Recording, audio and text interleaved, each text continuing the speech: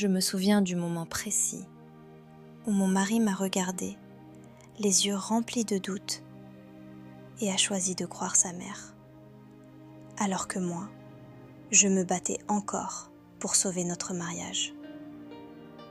Ce jour-là, je n'ai pas crié, je n'ai pas supplié. J'ai juste compris que j'étais déjà en train de disparaître dans ma propre vie. Je m'appelle Maya, et si aujourd'hui je vous raconte mon histoire, ce n'est pas pour qu'on me plaigne.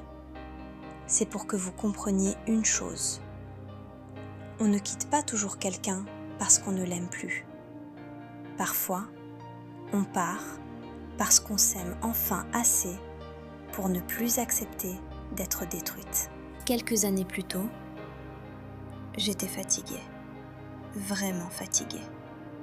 Je sortais d'une garde à l'hôpital et j'enchaînais avec un service dans un petit café pour payer mes études. Je n'étais pas maquillée, pas coiffée, pas impressionnante, juste épuisée. Et pourtant, c'est ce jour-là qu'il m'a vue. Vous êtes nouvelle ici ? J'ai levé les yeux agacés. Non, pourquoi ? Il a souri, lentement. Parce que si je vous avais déjà vu, je serais revenu beaucoup plus souvent. Vous êtes sérieux là ? Très sérieux et très intéressé aussi. Je n'aurais pas dû rire. Mais j'ai ri. Et ce rire, c'était déjà le début de tout. Karim, c'était la stabilité dans ma vie chaotique. Quand tout allait mal, il était là. Quand j'étais au bout, il me regardait comme si j'étais invincible. Il croyait en moi, même quand moi je doutais. Et ça vaut tout. Les mois ont passé. Un soir, dans un petit restaurant, lumière tamisée, silence doux, il m'a regardé. Vraiment regardé. Maya, je ne veux plus vivre sans toi. Je n'ai rien dit. Je n'arrivais plus à respirer. Épouse-moi. J'ai souri, les larmes aux yeux, et j'ai dit « Oui, oui, 1000 fois !» Ce soir-là, je pensais avoir trouvé ma maison, mon avenir, ma paix. Notre maison n'était pas grande, mais elle était vivante. Le matin, on se disputait pour le café. Le soir, on s'endormait sur le canapé, épuisés, mais ensemble. Il me prenait dans ses bras et tout disparaissait. Tout. J'étais heureuse, profondément heureuse. Et c'est peut-être ça, le plus dangereux. Parce qu'on ne voit jamais venir ce qui va tout détruire. Le jour où son père est mort, Karim a changé. Pas complètement, mais assez pour que quelque chose se fissure. Ma mère est seule maintenant. Elle ne va pas bien. Je l'ai pris dans mes bras. On va trouver une solution. Et si elle venait vivre avec nous, quelque temps ? Bien sûr, parce que je l'aimais, parce que c'était sa mère, parce que je ne savais pas encore que j'étais en train d'ouvrir la porte à ma propre chute. Le jour où elle est entrée dans la maison, elle a souri. Mais ce sourire n'était pas chaleureux. C'est charmant ici. Un peu petit pour un homme comme mon fils, mais charmant. Oui, j'aurais dû comprendre. Mais je ne comprenais pas encore que certaines femmes ne veulent pas partager. Elles veulent remplacer. Au début, c'était subtil. On ne coupe pas les oignons comme ça. Karim n'aime pas trop salé. Tu fais souvent le ménage comme ça ? Je souriais, je m'adaptais. Encore et encore. Mais peu importe ce que je faisais, ce n'était jamais assez. Jamais. Une nuit, j'en ai parlé à Karim. Elle est comme ça. Laisse-lui le temps. Le temps de me détruire. Puis, les choses ont changé. Elle parlait à Karim quand je n'étais pas là. Maya m'a mal parlé. Je ne veux pas créer de problème, mais...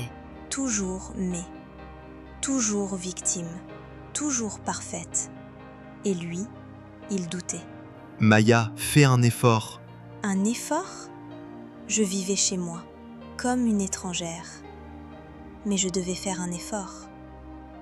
Un jour, je suis rentrée plus tôt et je l'ai entendue au téléphone. Oui, elle craque. Encore un peu et elle partira toute seule.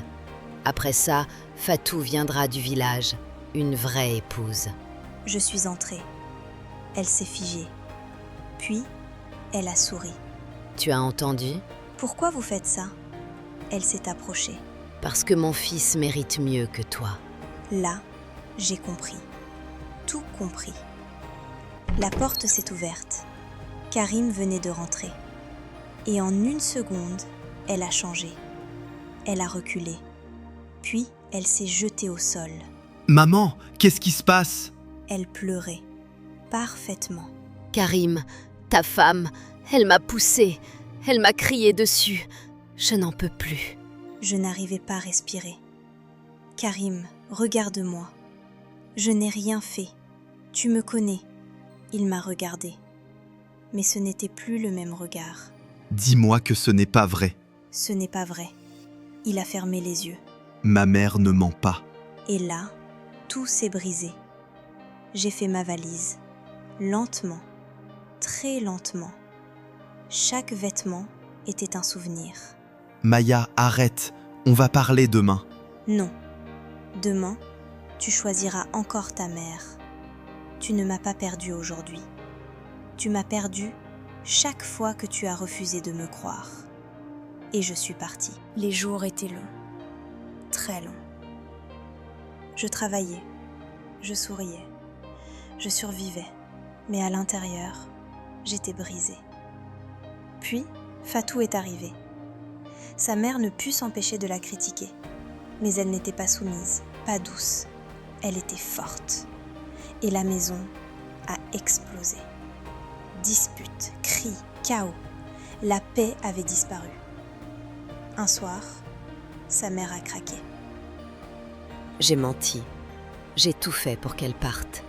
Je voulais la remplacer pour une femme meilleure, mais Fatou est vraiment méchante. Renvoie-la au village. Karim s'est figé.